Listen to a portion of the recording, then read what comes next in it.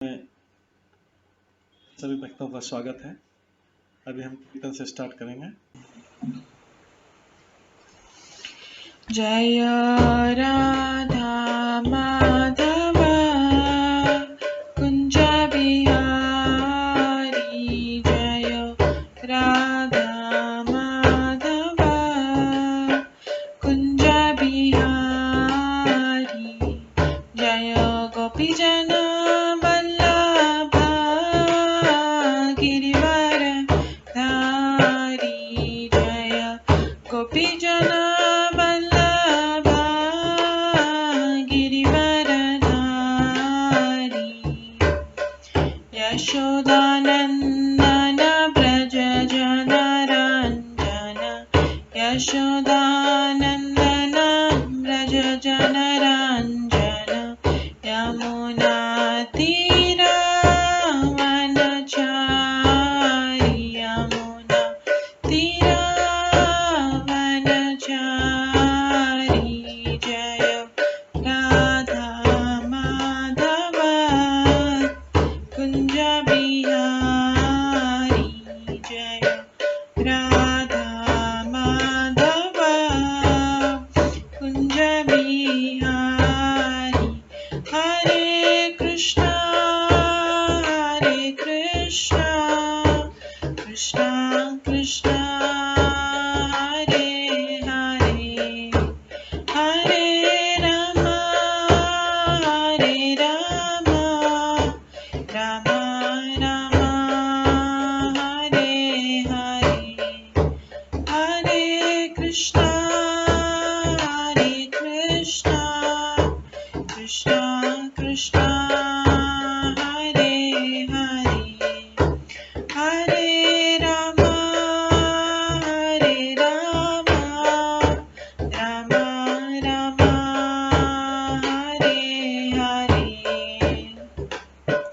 हरे कृष्णा कृष्णा कृष्णा हरे हरे, हरे राम राम राम हरे हरे, हरे कृष्णा कृष्णा कृष्णा हरे हरे, हरे राम राम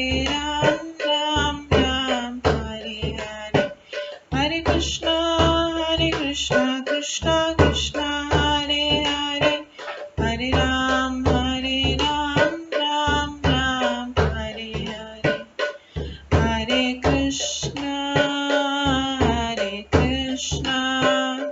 कृष्णा कृष्णा हरे हरे, हरे राम राम राम हरे हरे, हरे कृष्णा कृष्णा कृष्णा हरे हरे, हरे राम राम राम हरे हरे, जय राधा माधव राधे, जय राधा गोविंद राधे, जय गौरनिताय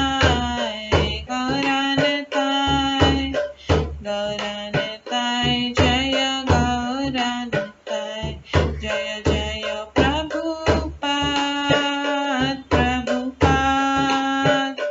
प्रभुपाद जय जय प्रभुपाद, जय जय गुरुदेव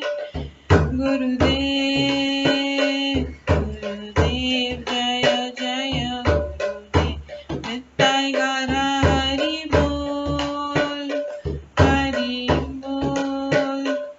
हरि बोल नित्य गौर हरि बोल,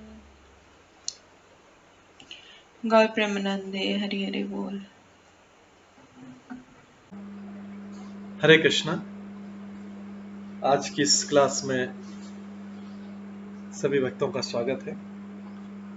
अभी मंगलाचरण से स्टार्ट करेंगे। ओम अज्ञानतिमिरन्धस्य ज्ञानाञ्जनशलाकया चक्षुरुन्मिलितं येन तस्मै श्रीगुरुवे नमः। श्रीचैतन्यमनोभीष्टं स्थापितं येन भूतले स्वयं रूप कदा मह्यं ददाति स्वपदान्तिकम्। वन्देऽहं श्रीगुरो श्रीयुतपदकमलं श्रीगुरुं वैष्णवांश्च श्रीरूपं साग्रजातं सहगण रघुनाथान्वितं तं सजीवं साद्वैतं सावधूतं परिजनसहितं कृष्णचैतन्यदेवं श्रीराधाकृष्णपादान् सहगण ललिता श्रीविशाखान्वितांश्च नमो विष्णुपदाय कृष्णपृष्ठाय भूतले श्रीमते भक्तिवेदान्त स्वामिन्निति नामिने। नमस्ते सरस्वती देवे गौरवाणी प्रचारिणे निर्विशेष शून्यवादी पाश्चात्य देशतारिणे। वाञ्छाकल्पतरुभ्यश्च कृपा सिन्धुभ्येव च पतितानां पावनेभ्यो वैष्णवेभ्यो नमो नमः। जय श्री कृष्ण चैतन्य प्रभु नित्यानंद श्री अद्वैत गदाधर शिवासादि गौर भक्तवृंद। हरे कृष्णा कृष्णा कृष्णा हरे हरे, हरे राम राम राम हरे हरे। ओम नमो भगवते वासुदेवाय। ओम नमो भगवते वासुदेवाय। ओम नमो भगवते वासुदेवाय। नारायणं नमस्कृत्य नरं चैव नरोत्तमं देवीं सरस्वतीं व्यासं ततो जयमुदीरये। नष्टप्रायेषु भद्रेषु नित्यं भागवत सेवया भगवते उत्तम श्लोके भक्तिर्भवति नैष्ठिकी। कृष्णाय वासुदेवाय देवकी नंदनाय च नन्दगोपकुमाराय गोविन्दाय नमो नमः। सर्ववेदान्तसारमे श्रीभागवतम् इष्यते तद्रसामृतात् नान्यत्र स्याद्रति क्वचित्। आराध्यो भगवान् ब्रजेश तनयस्तनुधाम वृन्दावन रम्या काचिदुपासना व्रजवधूवर्गेण या कल्पिता। श्रीमद्भागवतं प्रमाणम् अमलं प्रेम कुमार्थमः श्रीचैतन्य महाप्रभुमतम् इदं तत्रादरो न परम्। मूकं करोति वाचालं पङ्गुलङ्घयते गिरिं यत्कृपातमहं वन्दे परमानन्दमाधवम्। हरे कृष्णा।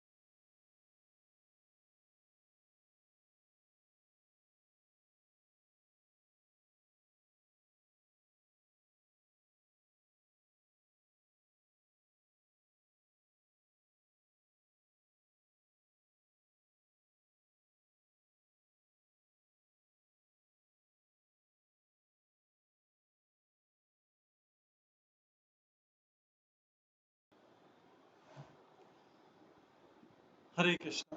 आज की इस क्लास में सभी भक्तों का स्वागत है। कल हम श्रवण कर रहे थे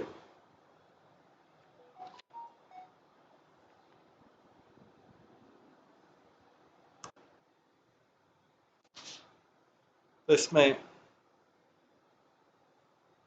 पहले स्कंद के 5वें अध्याय में हमने श्रवण किया था।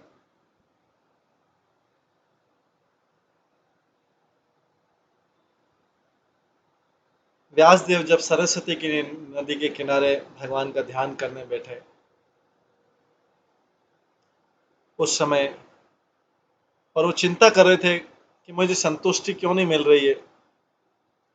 उसी समय नारद मुनि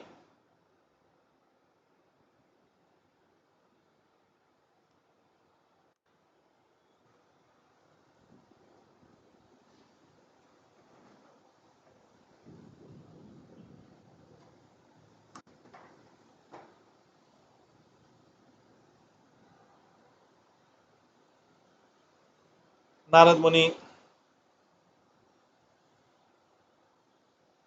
उसी समय प्रकट हुए और उन्होंने व्यास देव जी से कहा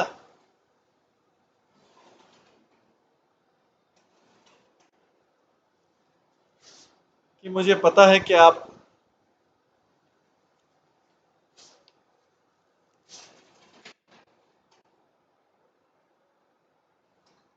क्यों संतुष्ट नहीं दिखाई दे रहे हो।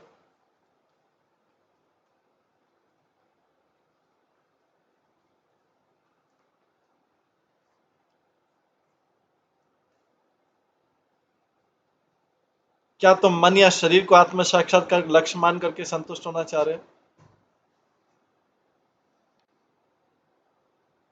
इस प्रकार से जब प्रश्न पूछ रहे थे तो व्यास देव जी ने पूछा कि मेरी आपसे प्रार्थना है कि आप मुझे में जो कमी है उसको खोज के निकालें।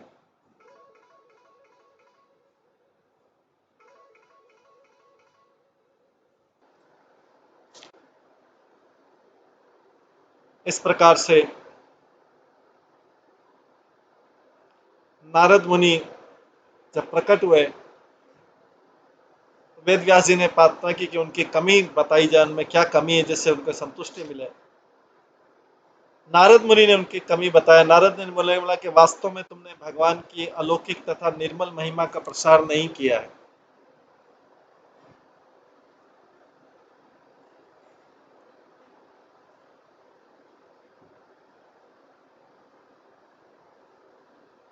वास्तव में तुमने भगवान की अलौकिक तथा निर्मल महिमा का प्रसार नहीं किया है।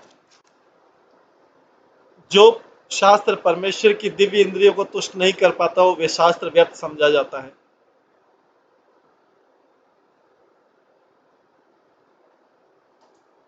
ये कल हमने श्रवण किया था।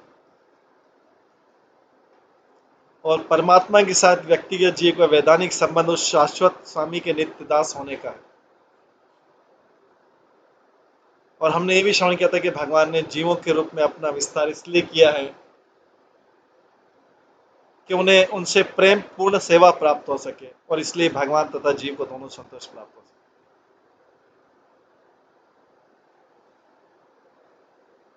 आज हम श्रवण करेंगे 9वें श्लोक से, पहले स्कंद के 5वें अध्याय के 9वें श्लोक से। यदा धर्मादयश्चर्थ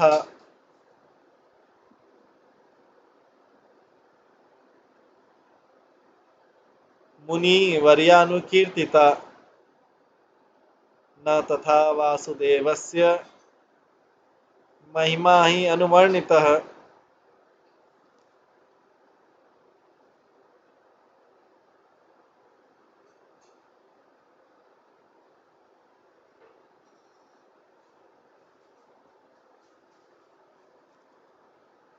हे महामुनि, यद्यपि आपने धार्मिक कृत्य आदि 4 पुरुषार्थों का विस्तार से वर्णन किया है, किंतु आपने भगवान वासुदेव की महिमा का वर्णन नहीं किया है।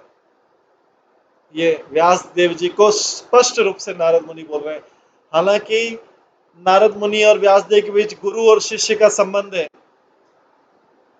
लेकिन नारद मुनि गुरु के नाते शिष्य साफ स्पष्ट बोल रहे हैं कि आपने चारों पुरुषार्थों का विस्तार से वर्णन किया कि तो आपने वासुदेव की महिमा का वर्णन नहीं किया, एकदम स्पष्ट बोल दिया।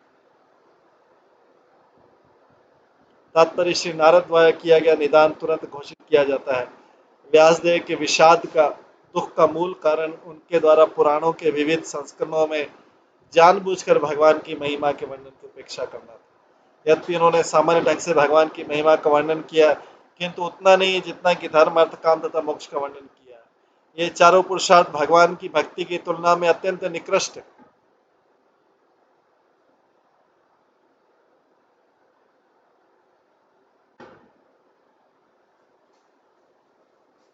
ये चारों पुरुषार्थ भगवान की भक्ति की तुलना में अत्यंत निकृष्ट है। प्रामाणिक विद्वान होने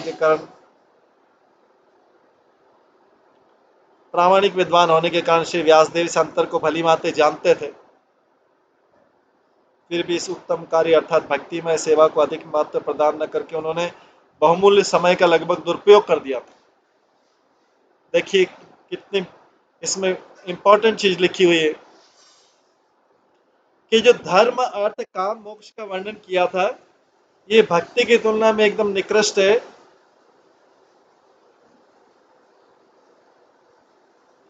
और प्रामाणिक विद्वान होने के कारण श्री व्यासदेव इस अंतर को भली भांति जानते थे। फिर भी इस उत्तम कार्य अर्थात भक्तिमय सेवा को अधिक महत्व प्रदान न करके उन्होंने अपना बहुमूल्य समय का लगभग दुरुपयोग कर दिया। अगर भगवान के बारे में नहीं लिख के धर्म, अर्थ, काम, मोक्ष के बारे में लिखा, वो भी समय का बर्बादी था, जिसके कारण वो विषादग्रस्त थे। व्यासदेव जी विषादग्रस्त थे। तो उन जीवों को, हम जैसे जीवों को क्या वर्णन, जो क्या कहना, जो धर्म, अर्थ, काम, मोक्ष के बारे में भी नहीं करते हैं, वही अपने आप में व्यर्थ, समय का व्यर्थ है। तो जो सामान्य बात करते हैं उसका क्या होगा? इससे स्पष्ट संकेत मिलता है कि भगवान की भक्ति में लगे बिना कोई भी अधिक प्रसन्न नहीं रह सकता। भगवत गीता में इस तथ्य का स्पष्ट उल्लेख किया गया है। धर्म आदि पुरुषार्थों की श्रृंखला में मुक्ति अंतिम पुरुषार्थ, जिसके बाद मनुष्य शुद्ध भक्ति में सेवा में प्रवृत्त होता है। यह आत्मिक साक्षात्कार या ब्रह्मभूत अवस्था कहलाती है। इस ब्रह्मभूत अवस्था को प्राप्त करने के बाद मनुष्य संतुष्ट हो जाता है।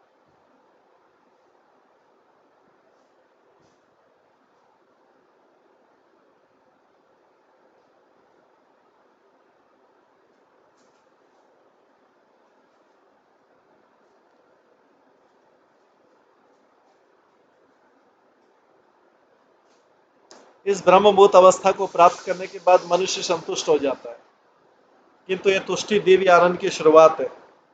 मनुष्य को इस सापेक्ष संसार में निरपेक्षता तथा समता प्राप्ति करके प्रगति करनी चाहिए।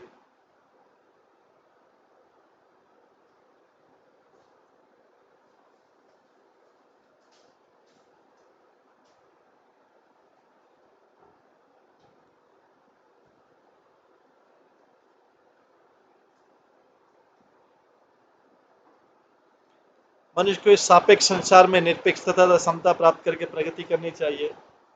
इस समदर्शी अवस्था को पार करके वह भगवान की देवी प्रेमा भक्ति में स्थिर हो जाता है। भगवत गीता में भगवान का यही उपदेश है।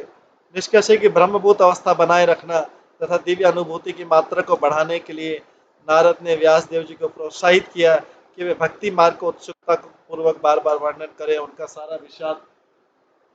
सारा विषाद मिट जाएगा।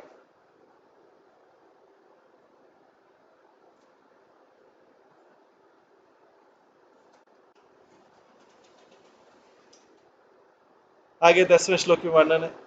न यत् वचचेत्र पदम हरे यशो जगत पवित्रम प्रगणित करैचित्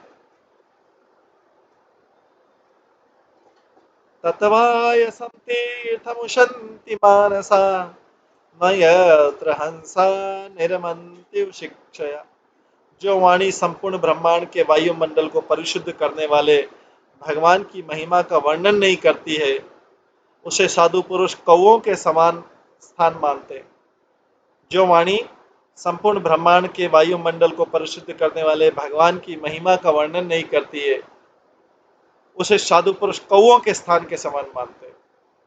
चूंकि परमहंस पुरुष दिव्य लोक के वासी होते हैं, अतः उन्हें ऐसे स्थान में, कौओं के स्थान में कोई आनंद नहीं मिलता है। तात्पर्य, कौवे तथा हंस अपनी भिन्न भिन्न मानसिक प्रवृत्ति के कारण एक से नहीं होते।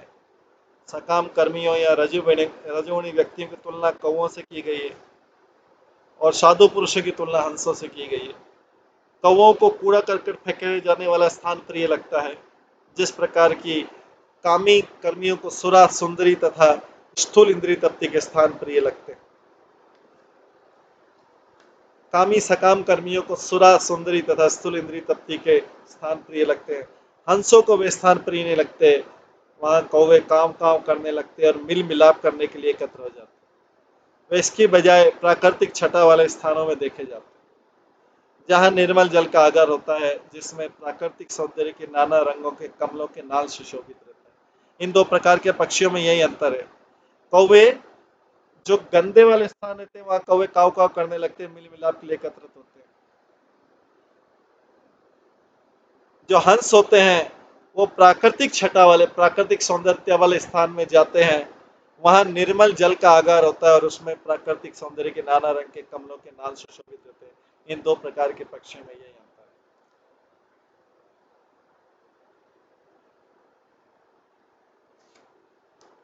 प्रकृति ने विभिन्न योनियों के जीवों को भिन्न भिन्न मानसिकताएं दी जाते हैं, उन्हें एक ही श्रेणी में लाना संभव नहीं है।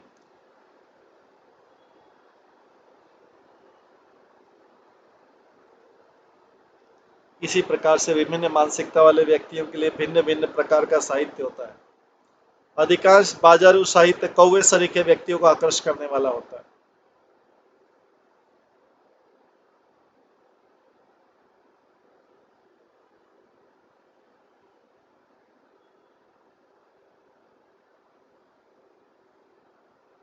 जिसमें कामिक विषयों का कूड़ा करकट भरा रहता है। ऐसे विषय सामान्य रूप से स्थूल शरीर तथा सूक्ष्म मन से संबंध होने से संसारी वार्ताएं कहे जाते हैं।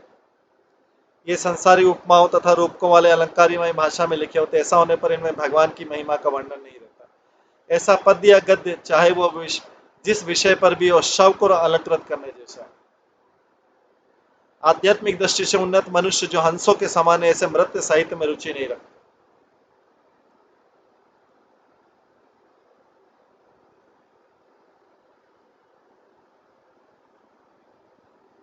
आध्यात्मिक दृष्टि से उन्नत मनुष्य जो हंसों के समान है, ऐसे मृत्य साहित्य में रुचि नहीं रखते।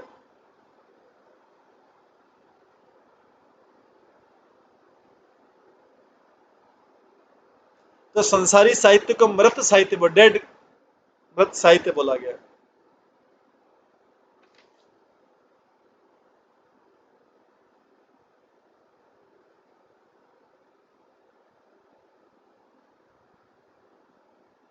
ऐसे पद्य गद्य चाहे जिस विषय पर भी हो, ये शव को अलंकृत करने जैसा है।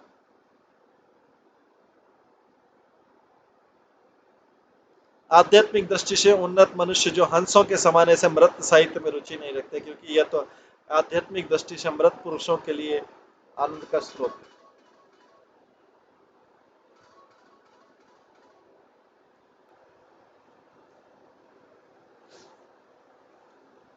इस प्रकार से आध्यात्मिक दृष्टि से उन्नत मनुष्य जो हंसों के समान ऐसे मृत साहित्य में रुचि नहीं रखते। ऐसा रजो तथा तमोगुण साहित्य विभिन्न शीर्षकों से वितरित किया जाता है, किंतु इससे मानव की आध्यात्मिक जिज्ञासा की पूर्ति नहीं हो पाती। अतः हंस सदस्य आध्यात्मिक पुरुषों को ऐसे साहित्य से कोई सरोकार नहीं होता। ऐसे उन्नत पुरुषों को मानस भी कहा जाता है, क्योंकि वे आध्यात्मिक धरातल पर भगवान की दिव्य स्वैच्छिक सेवा के आदर्श बनाए रखते। यह चेतना स्थूल शारीरिक इंद्रिय तुष्टि के कार्यों या अहंकारी भौतिक मन के सूक्ष्म चिंतन के सकाम कर्म करने से रोक देते। सामाजिक साहित्य जन विज्ञानी, संसारी, कवि, मीमांसक तथा राजनीतिक जो इंद्रिय सुख की भौतिक प्रगति में पूर्ण रूप से लीन रहते हैं, सभी माया के हाथ की कठपुतलियां। उन्हें उन्हीं स्थानों में आनंद मिलता है जहां तिरस्कृत विषय फेंके जाते हैं। श्रीधर स्वामी के अनुसार यह वैश्यागामियों का आनंद है। लेकिन जो साहित्य भगवान की महिमा का वर्णन करता है, उसका आनंद वे परमहंस उठाते हैं जिन्होंने मानव कार्यों के सार तत्व को प्राप्त कर लिया।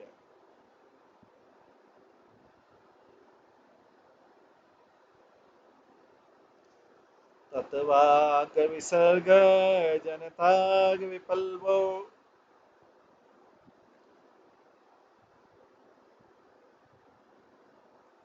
यस्मिन् प्रतिश्लोकम् अभवद्वती अपि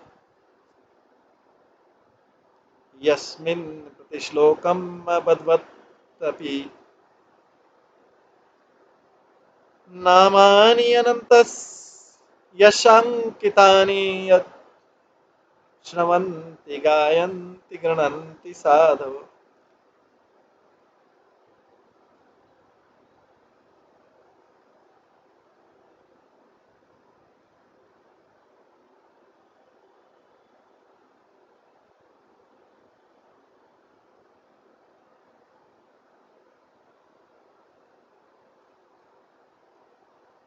दूसरी ओर जो साहित्य परमेश्वर के नाम, यश, रूपों तथा लीलाओं के दिव्य महिमा के वर्णन से पूर्ण है, वो कुछ भिन्न ही रचना है जो इस जगत की गुमराह सभ्यता के अपवित्र जीवन में क्रांति लाने वाले दिव्य शब्दों से उत्पन्न होता है।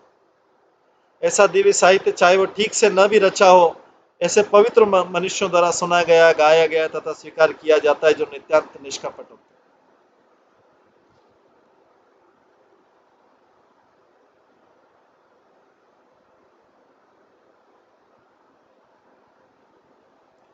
दूसरी ओर जो साहित्य असीम परमेश्वर के नाम, यश, रूपों तथा लीलाओं की दिव्य महिमा के वर्णन से पूर्ण है, वो कुछ भिन्न ही रचना है जो इस जगत की गुमराह सभ्यता के अपवित्र जीवन में क्रांति लाने वाले दिव्य शब्दों से उत्पन्न है। ऐसा दिव्य साहित्य चाहे वो ठीक से न भी रचा हो, ऐसे पवित्र मनुष्यों द्वारा सुना, गाया तथा स्वीकार किया जाता है, जो नितांत निष्कपट है।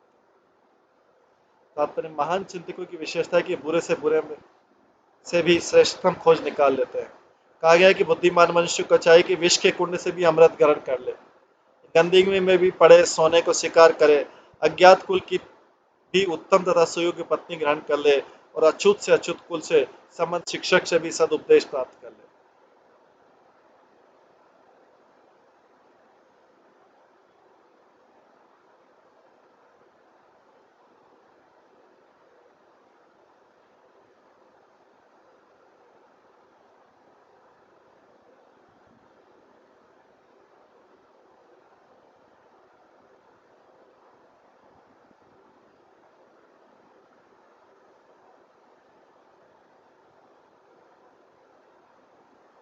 ये कुछ नैतिक शिक्षा है जो सभी स्थानों पर बिना किसी अपवाद के हर घर पर लागू होती है, लेकिन एक संत सामान्य व्यक्ति से काफी उच्च स्तर का होता है। वो निरंतर परमेश्वर के महिमा गान में व्यस्त रहता है, क्योंकि परमेश्वर के पवित्र नाम तथा यश का प्रसार करने से जगत का दूषित वातावरण बदल सकता है और श्रीमद् भागवतम जैसे दिव्य साहित्य के प्रसार से लोग अपने व्यवहारों में समझदार हो सकते हैं। श्रीमद् भागवतम के श्लोक की व्याख्या करते समय हमारे समक्ष संकट उत्पन्न हो गया है। हमारे प्रभुपाद लिखते हैं, हमारे पड़ोसी मित्र चीन ने भारत की सीमा पर सैनिक आक्रमण कर दिया। यद्यपि राजनीतिक क्षेत्र से हमें कोई सरोकार नहीं, लेकिन हम देखते हैं कि इसके पूर्वी भारत तथा चीन थे। दोनों ही देश बिना किसी दुर्भावना के सदियों से शांतिपूर्वक रहते थे। इसका कारण है कि उन दिनों ईश्वर चेतना का वातावरण था और इस महिमंडल का प्रत्येक देश ईश्वर से डरता था, शुद्ध हृदय तथा सरल था और राजनीतिक कूटनीति का कोई प्रश्न नहीं था। चीन तथा भारत, ये दोनों देशों के बीच उस भूमि को लेकर झगड़ा करने का कोई कारण नहीं था जो बसने के लिए उपयुक्त नहीं है, और निश्चय इस मामले पर युद्ध की तो कोई आवश्यकता नहीं थी। किंतु जैसा कि पहले कहा जा चुका है, कलह के युग कली के कारण थोड़ी सी उत्तेजना से भी झगड़ा हो सकता है। यह किसी अन्य कारण से नहीं, अपितु इस युग के प्रदूषित वातावरण के कारण एक वर्ग के लोग परमेश्वर के नाम तथा यशोगान को रोकने के लिए नियमबद्ध प्रचार कर रहे हैं। अतः विश्व भर में श्रीमद् भागवतम के संदेश को प्रचारित करने की परम आवश्यकता है। प्रत्येक जिम्मेदार भारतीय नागरिक का कर्तव्य कि श्रीमद् भागवतम के दिव्य संदेश को सर्वोपरि कल्याण तथा वांछित शांति लाने के लिए विश्व भर में प्रसारित करें। चूंकि भारत ने अपने इस उत्तरदायित्व कार्य की उपेक्षा की, अतः सारे विश्व भर में इतना संघर्ष हो रहा है तथा संकट छाया। हमारा विश्वास है कि यदि श्रीमद् भागवतम का दिव्य संदेश विश्व के अग्रणी लोगों तक ही पहुंच सके तो निश्चित रूप से हृदय परिवर्तन होगा, लोग सामान्य रूप से संदेश का पालन करें।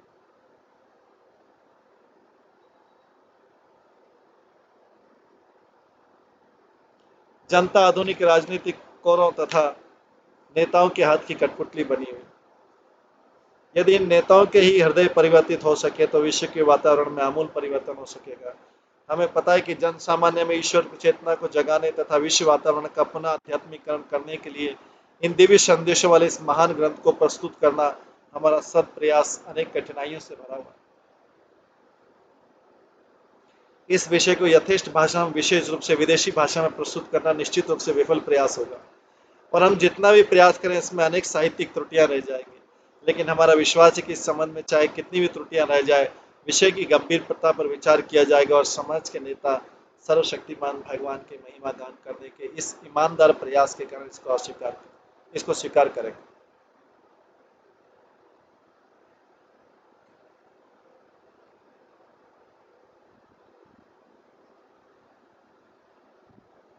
जब किसी घर में आग लग जाती है तो उस घर में रहने वाले अपने पड़ोसियों से चाहे विदेशियों में सहायता प्राप्त करने के लिए दौड़ जाते हैं, और वे बेचारे उनकी भाषा न जानते हुए अपना भाव व्यक्त करते हैं, और पड़ोसी उनकी आवश्यकता समझ लेते हैं, भले वो भाव उनकी भाषा में व्यक्त नहीं हो। श्रीमद् भागवतम के इस दिव्य संदेश को विश्व के प्रदूषित वायुमंडल में प्रसारित करने के लिए वैसे ही सहयोग भावना की आवश्यकता है। आखिरी आध्यात्मिक मूल्यों से युक्त तकनीकी विज्ञान है, अतः हमें तकनीक के विषय में चिंतित होना, भाषा के विषय में नहीं।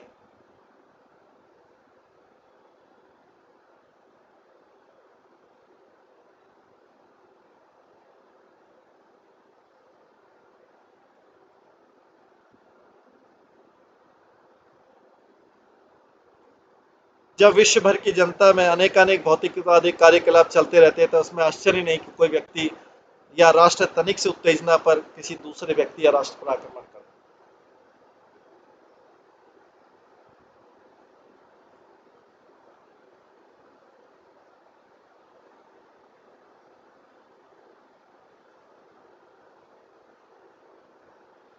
इस कली या कलह युग का यही नियम है। वातावरण पहले से सभी तरह के भ्रष्टाचार से प्रदूषित है और प्रत्येक व्यक्ति इससे भली भांति अवगत है।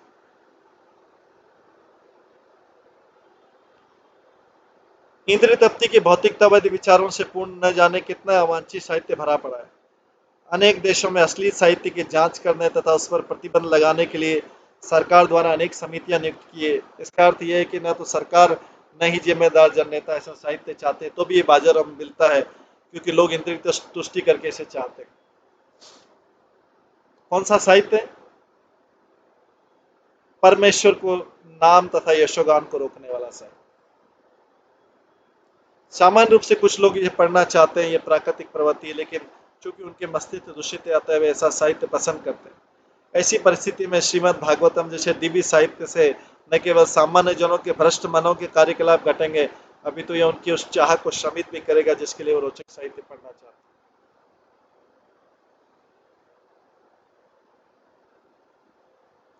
प्रारंभ में वे इसे पसंद भी न करें क्योंकि जिससे पीलिया हो जाता है तो मिश्री नहीं खाना चाहिए, लेकिन हमें ज्ञात होना चाहिए कि मिश्री ही पीलिया का एकमात्र उपचार है।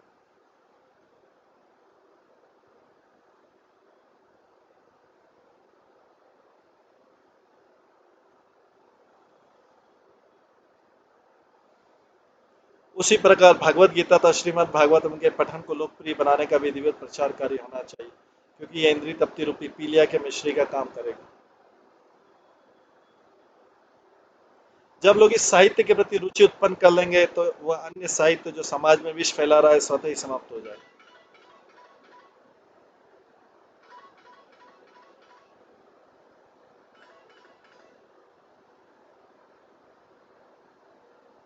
अतः हमारा विश्वास है कि मानव समाज का प्रत्येक व्यक्ति श्रीमद् भागवतम का स्वागत करेगा, भले ही उसके प्रस्तुत रूप में अनेक त्रुटियां क्यों नहीं हो, क्योंकि उसकी संस्तुति श्री नारद ने की है जो कृपा करके इस अध्याय में प्रकट है।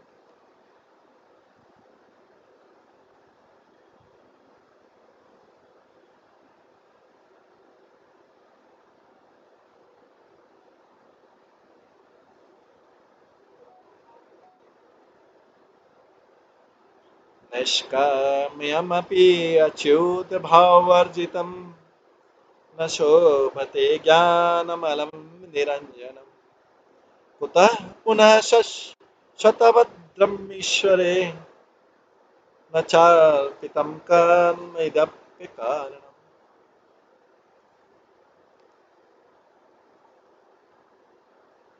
आत्म साक्षात्कार का ज्ञान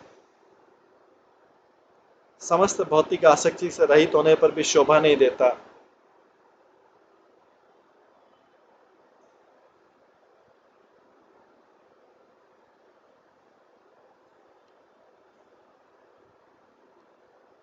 आत्म साक्षात्कार का ज्ञान समस्त भौतिक आसक्ति से रहित होने पर भी शोभा नहीं देता यदि वो ईश्वर के भाव से शून्य हो। तो फिर उन सकाम कर्मों से क्या लाभ यदि वे भगवान की भक्ति के काम ना आ सकें और जो स्वभावतः प्रारंभ से दुष्प्रद तथा क्षणिक हो।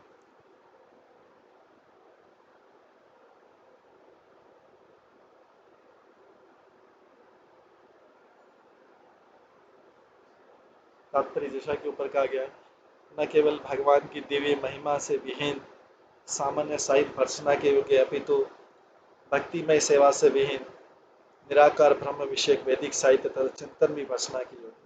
यदि उपयुक्त आधार पर निराकार ब्रह्म के चिंतन की भर्सना की जा सकती है तो उसे सामान्य सकाम कर्म के विषय में क्या किया जाए जो भक्ति के उद्देश्य को पूर्ति करने वाला ही नहीं।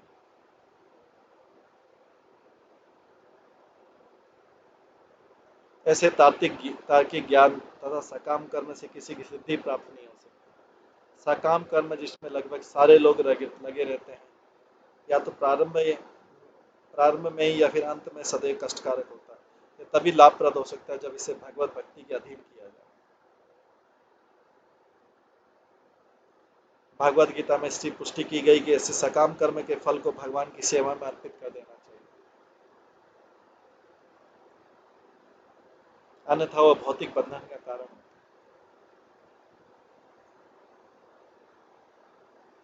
सकाम कर्म के प्रामाणिक भोक्ता भगवान है और जब इसे जीव केंद्रीय तृप्ति में लगाया जाता है तो घोर कष्ट का कारण बन जाता है।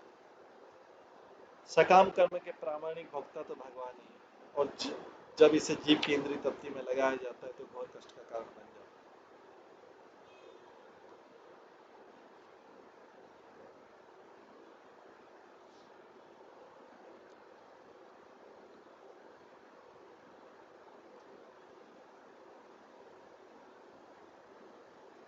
अथो महाभाग भवान मोगद्रक शुचि श्रवा सत्यरत धृतव्रत पुरुक्रमस्यखिल बंध मुक्तये समाधिनानुस्मर तत्विचेष्टितम्। हे व्यासदेव, तुम्हारी दृष्टि तुम्हारी दृष्टि सभी तरह से पूर्ण है। तुम्हारी उत्तम ख्याति निष्कलुष है। तुम अपने व्रत में दृढ़ और सत्य में स्थित हो, अतः तुम समस्त लोगों को भौतिक बंधन से बुद्धि मुक्ति दिलाने के लिए भगवान की लीलाओं के विषय में समाधि के द्वारा चिंतन कर सकते हो। तब नारद मुनि अभी उत्साह दे रहे हैं व्यास जी को। आध्यात्मिक साहित्य की प्रशंसा करके इस प्रकार से उत्साह दे रहे हैं। तात्पर्य जन सामान्य के स्वभाव से ही साहित्य के प्रति रुचि होती है। वे अज्ञात विषय के बारे में किसी अधिकारी से सुनना तथा पढ़ना चाहते हैं, लेकिन उनकी रुचि ऐसे दुर्भाग्यपूर्ण साहित्य से बिगड़ जाती है जो इंद्रियों की तृप्ति कराने वाले विषयों से भरा होता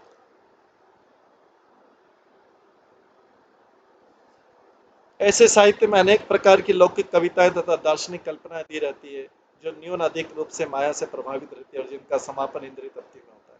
ऐसा साहित्य यद्यपि सही अर्थ में व्यर्थ होता है, लेकिन अल्पज्ञ लोगों के ध्यान को आकर्षण करने के लिए खूब सजाया हुआ रहता है।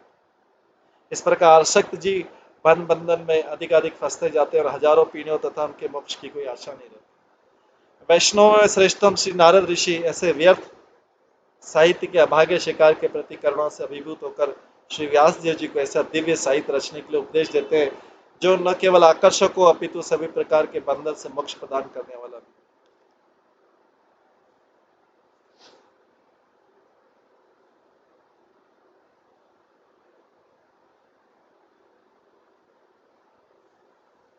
श्री व्यासदेव या उनके प्रतिनिधि सुपात्र हैं क्योंकि वस्तुओं को सही परिप्रेक्ष्य में देखने में भली भांति प्रशिक्षित। श्री व्यासदेव तथा उनके प्रतिनिधि अपने आध्यात्मिक प्रकाश के कारण शुद्ध विचार वाले हैं, अपनी भक्ति के कारण दृढ़वर्ती हैं और भौतिक कार्यकलापों में सड़ रही पतितात्मा को उद्धार करने के लिए कटिबद्ध। पतितात्माएं नित्य प्रति नूतन समाचार प्राप्त करने के इच्छुक रहती हैं और व्यासदेव या नारद जैसे आध्यात्मवादी उन्हें आध्यात्मिक जगत के असीमित समाचार प्रदान कर सकते। सारी अगर किसी को वैरायटी चाहिए तो आध्यात्मिक जगत में पूरी वैरायटी। भागवत गीता में कहा गया ये भौतिक जगत अखिल सृष्टि का एकमात्र खंड है और पृथ्वी संपूर्ण भौतिक जगत का एकमात्र अंश। सारे विश्व में शास्त्रों ऐसे साहित्यकार हैं जिन्होंने हजारों लाखों वर्षों से जनता की सूचना के लिए हजारों साहित्यिक कृतियां तैयार की, लेकिन दुर्भाग्यवश इनमें से किसी भी के द्वारा पृथ्वी पर शांति तथा अमन चैन नहीं लाया जा सका। इसका कारण है कि इन कृतियों की आध्यात्मिक शून्यता है। वैदिक साहित्य विशेष रूप से भगवद गीता तथा श्रीमद् भागवतम की संस्तुति की जाती है, जिससे भौतिक सभ्यता के उस चंगुल से अभिष्ट छुटकारा प्राप्त किया जा सके जिससे मानव शक्ति का प्रमुख अंग क्षीण होते जा रहा है। भगवद गीता स्वयं भगवान द्वारा कहा गया संदेश है, जिसका अंकन व्यासदेव द्वारा हुआ है, और श्रीमद् भागवतम मुनि भगवान कृष्ण की लीलाओं का दिव्य आख्यान।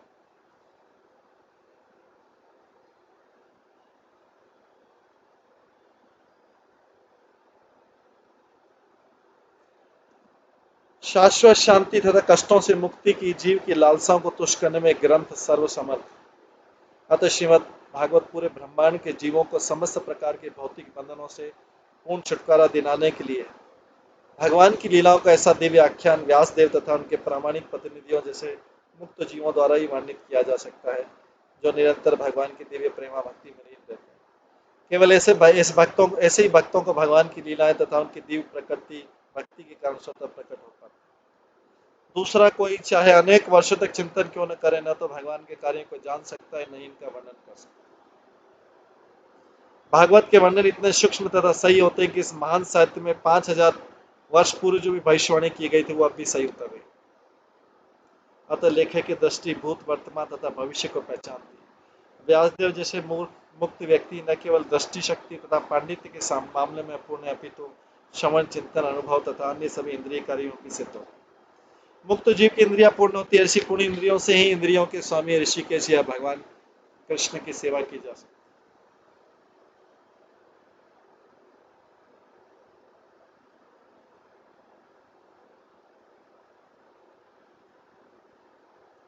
अन्यथा किंचन यत् विवक्षतः पृथग्दृशा तत्कृतरूपनामपि न करे चित्कापि च दोस्त्यामति लभेत वाताहत नोऽवास्पदम्।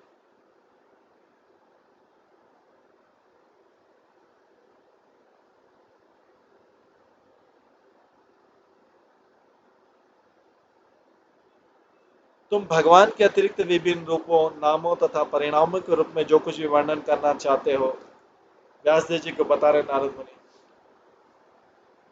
वो प्रतिक्रिया द्वारा मन को उसी प्रकार आंदोलित करने वाला जिस प्रकार आश्रय विहीन नाव को चक्रवात आंदोलित करता है। तुम भगवान के अतिरिक्त विभिन्न रूपों नामों तथा परिणामों के रूप में जो कुछ भी वर्णन करना चाहते हो, वह प्रतिक्रिया द्वारा मन को उसी प्रकार आंदोलित करने वाला जिस प्रकार आश्रय विहीन नाव को चक्रवात आंदोलित करे।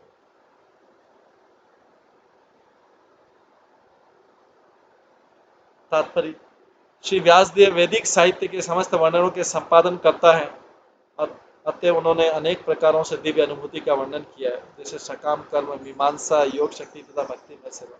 इसके अतिरिक्त उन्होंने विविध पुराणों से अनेक देवताओं को विभिन्न रूपों तथा नामों से पूजा की जाने की भी संस्तुति की है।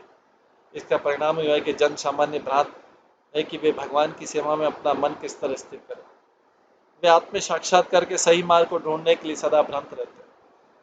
श्री नारद देव वेद व्यास द्वारा संकलित किए गए वैदिक साहित्य को इसी त्रुटि विशेष पर बल दे रहे हैं।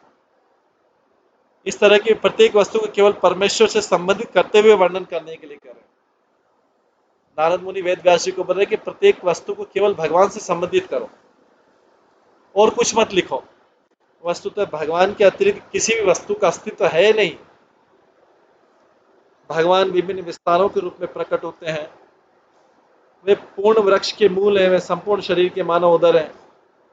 मूल में जल डालना ही वृक्ष को सींचने की सही विधि है। ठीक उसी तरह पूरे शरीर को शक्ति प्रदान करने के लिए उदर को भोजन प्रदान करना है। इसलिए श्री व्यासदेव को चाहिए था कि भागवत पुराण के अतिरिक्त अन्य किसी पुराण का संकलन न करें, न करते।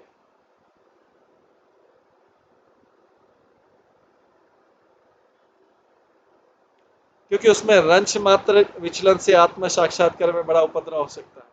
यदि रंश मात्र विचलन से ऐसा उपद्रव हो सकता है तो परम सत्य भगवान से पृथक विचारों के जानबूझकर किए गए विस्तार के विषय में क्या कहा जाए। देवताओं की पूजा का सबसे बड़ा दोष है कि इसमें बहुदेवतावाद का जन्म होता है, जिसकी परिणति अनेक धार्मिक संप्रदायों की उत्पत्ति में होती है, जो भागवत के उन सिद्धांतों के लिए उन्नति के लिए घातक है, जो दिव्य प्रेमा भक्ति द्वारा भगवान के नित्य संबंध में आत्म साक्षात्कार के लिए सही दिशा का निर्देश करने वाले। इस प्रसंग में चक्रवात से विचलित नाव का उदाहरण उपयुक्त है। बहुदेवतावादी का विचलित मन उद्देश्य के स्थिर न होने के कारण कभी कभी आत्म साक्षात्कार की पूर्णता को प्राप्त नहीं कर पाता।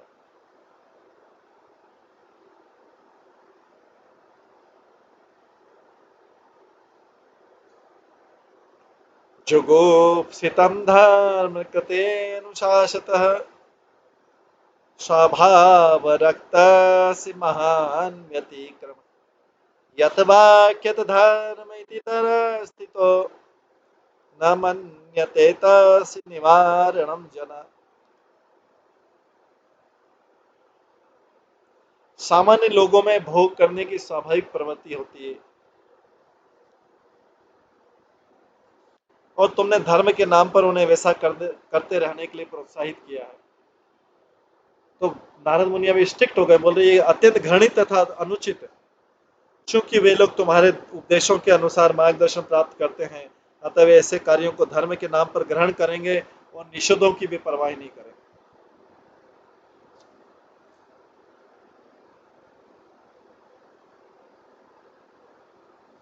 तत्र श्री नारद ने यहाँ पर महाभारत तथा अन्य साहित्य में उद्धृत सकाम कर्म के नियमित अनुष्ठानों के आधार पर श्री वेद व्यास द्वारा संकलित विभिन्न वैदिक ग्रंथों की भर्त्सना की।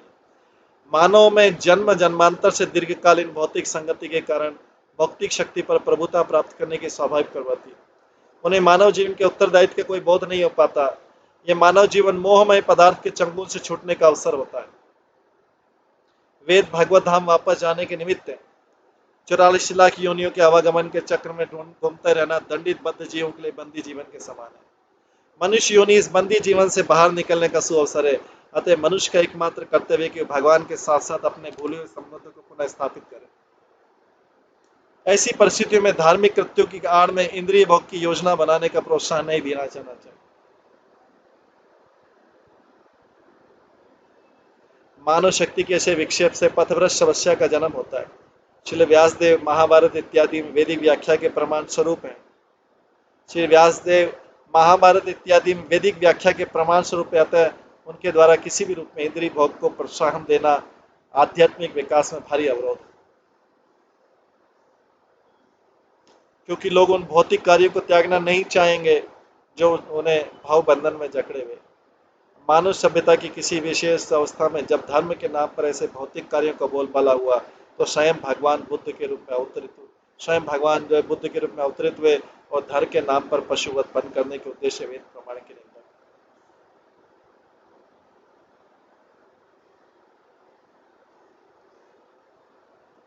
नारद को इसका पूर्वाभास हो गया था, अतः उन्होंने ऐसे साहित्य की निंदा की।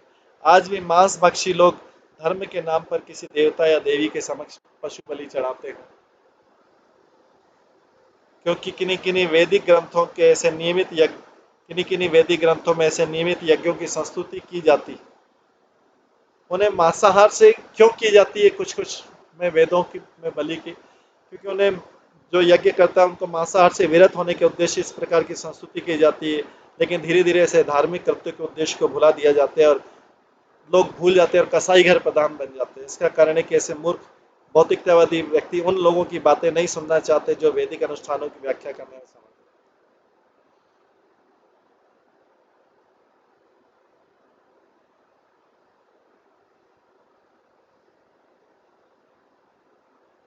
वेदों में स्पष्ट कहा गया कि जीवन की सफलता न तो किसी बृहद ग्रंथ के लिखने, न धन संचय करने और न ही संतति बढ़ाने में, इसे अनासक्ति द्वारा ही प्राप्त किया जा सकता है। लेकिन भौतिकतावादी व्यक्ति ऐसे आदेशों का अनुसरण करते हैं। उनके अनुसार तथाकथित संन्यास आश्रम उन व्यक्तियों के लिए जो किसी शारीरिक दोष के कारण जीवन जीविका कमाने अक्षम। लोग सोचते हैं संन्यास आश्रम इसलिए कि किसी में कोई डिफेक्ट है, कोई काम नहीं कर सकता, या उन व्यक्तियों के लिए जिन्हें पारिवारिक संपत्ति नहीं मिल पाई। निसंदेह महाभारत जैसे ऐतिहासिक ग्रंथों में आध्यात्मिक विषयों के साथ साथ लौकिक विषयों की भी चर्चा। महाभारत में ही भगवत गीता सन्निविष्ट है। महाभारत की संपूर्ण विचारधारा की अंतिम परिणति है भगवत गीता के इस चरम उपदेश के रूप में होती है कि मनुष्य को चाहिए कि सारी व्यस्तताएं त्याग कर भगवान श्री कृष्ण के चरणारविंदों की शरण में जाकर अपने को पूरी तरह लगाए। लेकिन भौतिकतावादी प्रवृत्तियों वाले लोग राजनीतिक, अर्थशास्त्र तथा पारंपरिक आदियों में अधिक रुचि रखते हैं, जिनका उल्लेख महाभारत में और मुख्य विषय अर्थात भगवत गीता के प्रति कम रुचि दिखाते हैं। श्री नारद व्यास देव की समझौतावादी प्रवृत्ति की प्रत्यक्ष भर्त्सना करते हैं और उपदेश देते हैं कि प्रत्यक्ष रूप से यह घोषित करे कि मनुष्य जीवन की मूलभूत आवश्यकता भगवान के साथ अपने नित्य संबंध को अनुभव करना तथा अविलंब भगवान की शरण में जाना।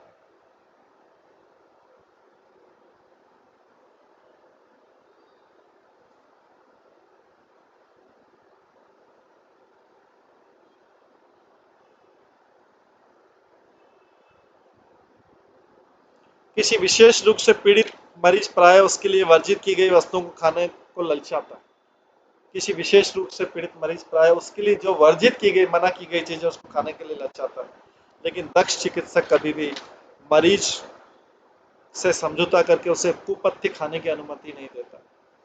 भगवत गीता में भी ये कहा गया कि सकाम कर्म में अनुरक्त व्यक्ति को ही उसकी वृत्ति से हजारों स्वरूप से व्यक्तियों में से कुछ व्यक्ति उस विशेष ईश्वरीय ज्ञान को समझ सकते हैं।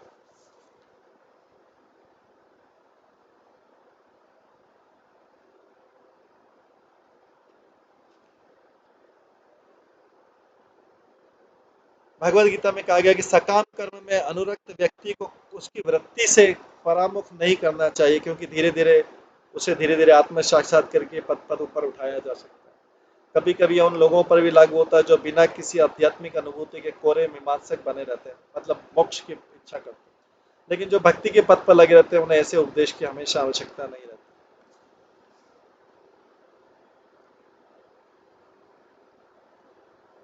आगे कहा गया 16वें श्लोक में, विचक्षणास अर्हति वेदितुं विभो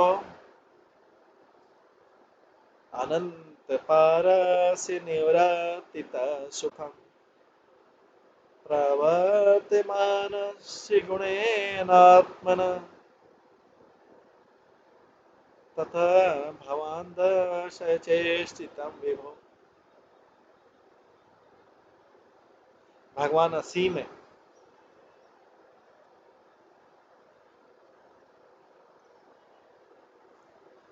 केवल वही निपुण व्यक्ति इस आध्यात्मिक ज्ञान को समझने के योग्य जो भौतिक सुख के कार्यकलापों से विरक्त हो चुका है। भगवान असीम में केवल वही निपुण व्यक्ति इस आध्यात्मिक ज्ञान को समझने के योग्य है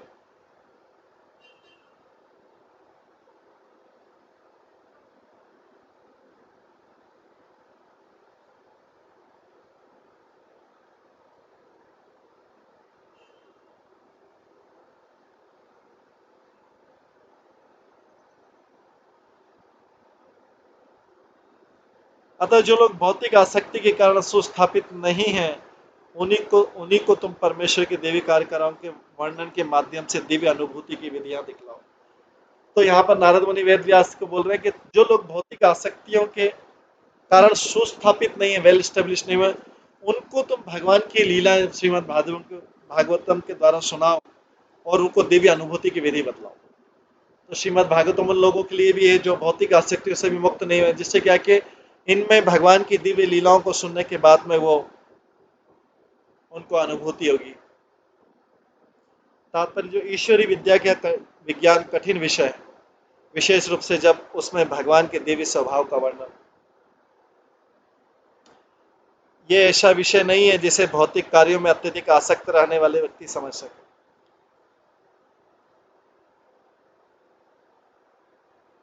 केवल वे ही इस महान विज्ञान का अध्ययन कर सकते हैं जो आध्यात्मिक ज्ञान के अनुशीलन द्वारा भौतिक कार्यों से प्राय निवृत्त हो चुके हैं।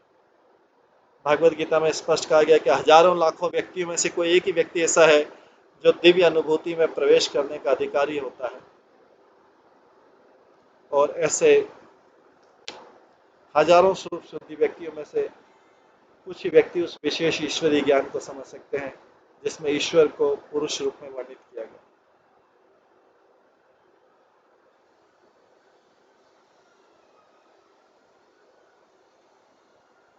अतः नारद श्री व्यासदेव को प्रत्यक्ष उपदेश देते हैं कि भगवान के दिव्य लीलाओं को बताते हुए ईश्वर के विज्ञान का वर्णन करें। व्यासदेव स्वयं इस विज्ञान में एक्सपर्ट और भौतिक भोग से विरक्त हैं, अतः वे इसका वर्णन करने के अधिकारी व्यक्ति हैं। उनके पुत्र सुखदेव गोस्वामी उनसे इसे ग्रहण करने के लिए सही व्यक्ति। श्रीमद् भागवतम सर्वोत्कृष्ट ईश्वरीय विज्ञान है, अतः जन सामान्य पर औषधि का प्रभाव दिखा सकता है। चूंकि इस ग्रंथ में भगवान की दिव्य लीलाएं हैं, अतः भगवान तथा इस ग्रंथ में कोई अंतर नहीं है। ये ग्रंथ भगवान का साहित्य अवतार है। इस तरह निपट साधारण जन भी भगवान की लीलाओं का वर्णन सुन सकते हैं। इससे वे भगवान का सानिध्य प्राप्त कर सकते हैं और इस तरह क्रमशः भाव रोग से शुद्ध हो सकते हैं। यही नहीं, पटु भक्तगण ऐसी नवीन विधियां निकाल सकते हैं जिनसे वे देश तथा काल के अनुसार भक्तों को बदल सकते हैं। भक्तिमय गतिशील सेवा प्रक्रिया और पटु भक्तगण भौतिकतावादी जनता की मंद बुद्धि में उसे प्रवेश कराने की कोई सरल विधि निकाल सकते हैं। भगवान की सेवा के लिए भक्तों द्वारा संपन्न किए गए ऐसे दिव्य कार्यकलापों से भौतिकतावादी मनुष्य के मूर्ख समाज में नवीन जीवन व्यवस्था लाई जा सकती है। भगवान की सेवा के द्वारा सेवा के लिए भक्तों द्वारा संपन्न किए गए ऐसे दिव्य कार्यकलापों से भौतिकतावादी मनुष्यों के मूर्ख समाज में नवीन जीवन व्यवस्था लाई जा सकती है। इस ओर भगवान श्री चैतन्य महाप्रभु तथा उनके परवर्ती अनुयायियों ने विशेष दक्षता दिखलाई। इस विधि का अनुगमन करते हुए इस कलह प्रधान युग के भौतिकतावादी मनुष्यों को शांतिमय जीवन तथा दिव्य अनुभूति की अवस्था प्रदान की जा सकती है।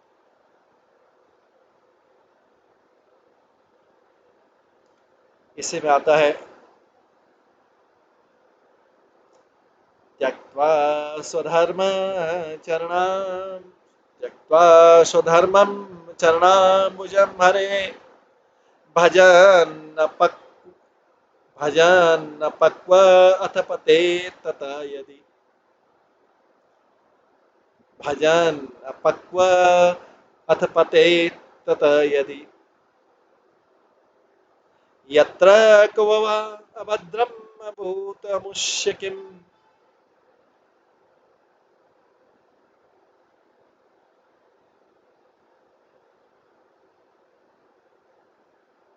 यत्र क्व वा भद्रमभूत अमुष्यं किं कवाथ प्राप्तः अभजतां सुधर्मतः।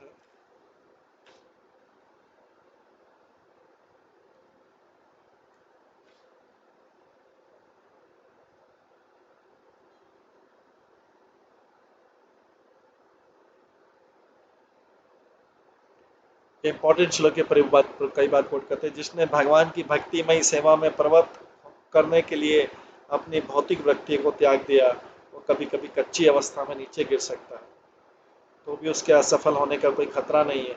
इसके विपरीत अभक्त चाहे अपनी वृत्तियों में पूर्ण रूप से रत क्यों न हो, उसे कुछ भी लाभ नहीं होता।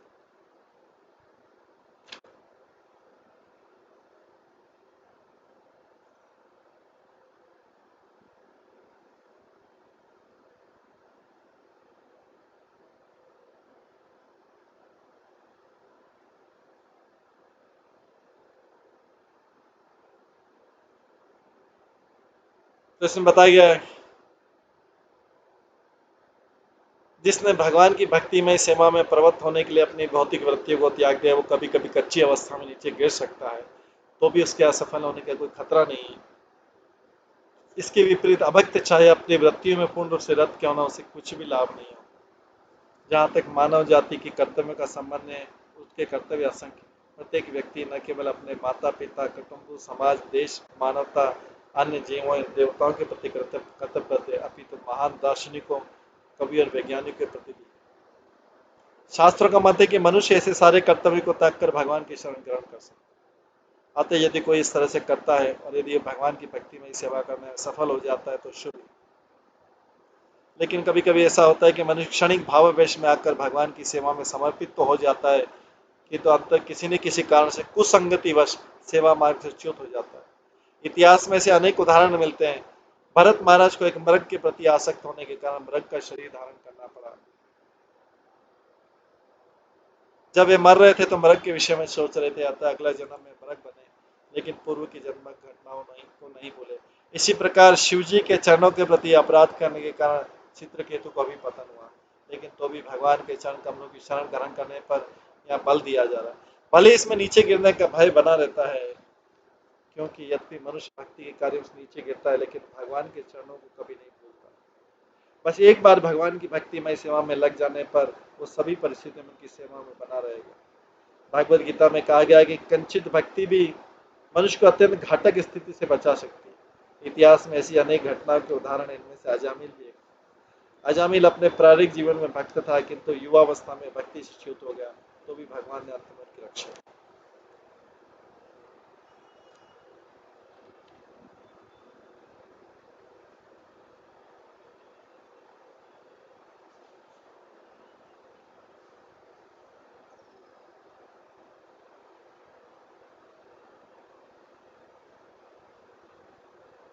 18वें श्लोक में तस्याएव हेतो प्रयतेत कोविदो न लभ्यते यत् भ्रमतामुपरि यथ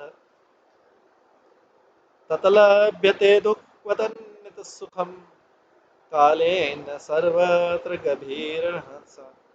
जो व्यक्ति वास्तव में बुद्धिमान तथा तत्व ज्ञान में रुचि रखने वाले हैं, उन्हें चाहिए कि वे उस सार्थक अंत के लिए प्रयत्न करें जो उच्चतम लोक से लेकर निम्नतम लोक तक विचरण करने से भी प्राप्त नहीं है। जहाँ तक इंद्रिय भोग से प्राप्त होने वाले सुख की बात है, वो तो कालक्रम से स्वतः प्राप्त होता है, जिस प्रकार हमारे न चाहने पर भी हमें दुख मिलते हैं।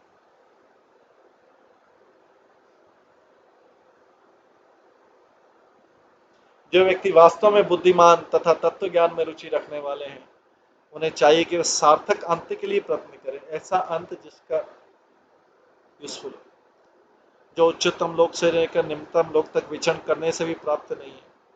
जहाँ तक इंद्रिय भोग से प्राप्त होने वाले सुख की बात है, वो तो कालक्रम से स्वतः प्राप्त होता है, जिस प्रकार हमारे न चाहने पर भी हमें दुख मिलता है।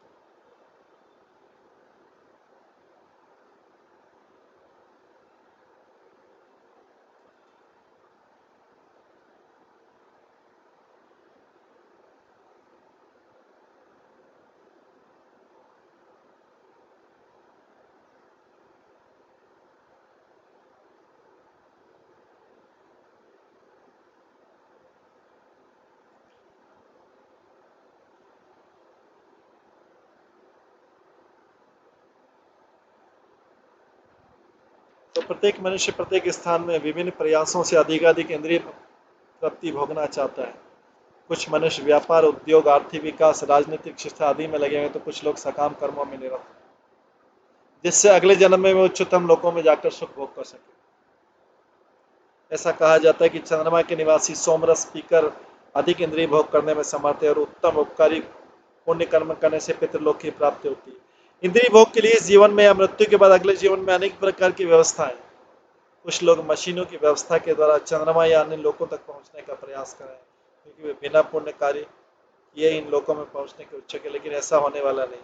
परमेश्वर के नियम के अनुसार विभिन्न कोटि के जीवों को उनके द्वारा किए गए कर्मों के अनुसार उन्हें विभिन्न लोकों की प्राप्ति हो सकती है। जैसा कि शास्त्रों में कहा गया, केवल पुण्य कर्म से ही मनुष्य का जन्म अच्छे कुल में हो सकता है, और उसे ऐश्वर्य, उत्तम शिक्षा तथा अच्छा स्वरूप प्राप्त हो सकता है। हम यह भी देखते हैं कि जन्म में भी उत्तम कर्म से मनुष्य अच्छी शिक्षा या संपत्ति प्राप्त होती है। इसी प्रकार हमें उत्तम कर्म के द्वारा अगले जन्म में मनवांछित पद प्राप्त होंगे। अन्यथा ऐसा नहीं होता कि दो व्यक्ति एक ही समय तथा एक ही स्थान में उत्पन्न होकर भिन्न भिन्न पद पाते हैं। यह पूर्व कर्म के कारण है, लेकिन ऐसे सारे भौतिक पद अस्थायी हैं। यहाँ तक कि सर्वोच्च ब्रह्म लोक तथा निम्न पाताल में भी ये पद हमारे कर्म के अनुसार बदलते रहते हैं। दार्शनिक प्रवृत्ति वाले व्यक्ति को चाहिए कि ऐसे परिवर्तनशील पदों के लोभ में न आए।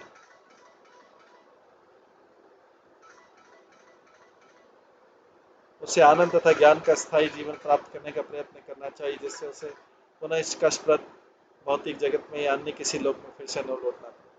दुख तथा मिश्रित दुख इस भौतिक जीवन के दो लक्षण हैं, और ये दोनों ही ब्रह्म लोक तथा अन्य लोकों में भी पाए जाते हैं। ये देवताओं के जीवन में भी पाए जाते हैं, कुकर शुकर के जीवन में भी।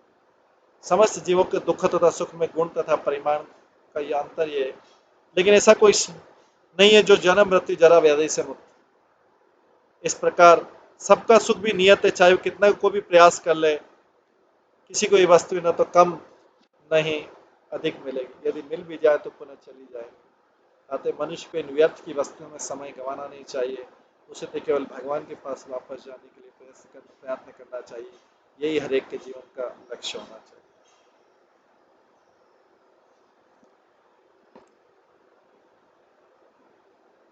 इस प्रकार से इसमें ये श्रीमद् भागवतम में नारद द्वारा व्यास देव जी को श्रीमद् भागवतम के विषय में जो आदेश दिया जा रहा है उसमें वर्णन आता है।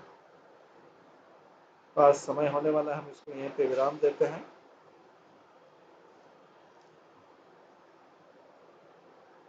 इसके आगे का जो विषय है हम कल की क्लास में श्रवण करेंगे। हरे कृष्णा। सभी भक्तों का बहुत बहुत धन्यवाद। सभी भक्तों के लिए एक बार हरे कृष्ण महामंत्र का जप करते हैं। हरे कृष्णा कृष्णा कृष्णा हरे हरे, हरे राम राम राम हरे। श्रीमद् भागवतम महापुराण की जय। श्री प्रभुपाद की जय। सभी भक्तगणों की जय।